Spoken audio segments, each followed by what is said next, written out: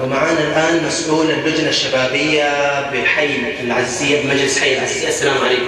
وعليكم السلام ورحمة الله وبركاته. كيف حالك؟ تمام؟ الحمد لله والله بخير. أنتم طبعا نظمتوا فعاليات رياضية كثيرة، ممكن تكلمنا عنها؟ إيش سويتوا فيها؟ يا ريت باللغة الروهينجية أحسن. وإلى شروط مجلس أشيلتي ما شاء الله.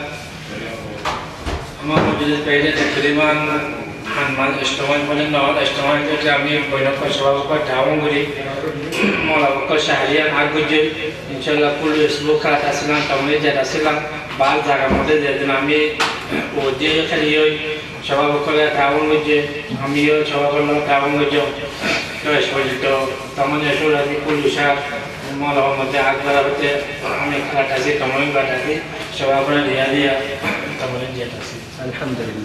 الحمد لله. طبعا ما ننسى جهودكم الجبارة في تنظيم هذه الدورات الرياضية.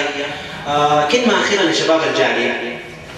والله أول شيء شباب الجالية أمر الشيخ أبو شامع عبد المجيد بيجي شكرا برادر. أنا عم عبد الله معروف يبادر بيجي شكرا برادر.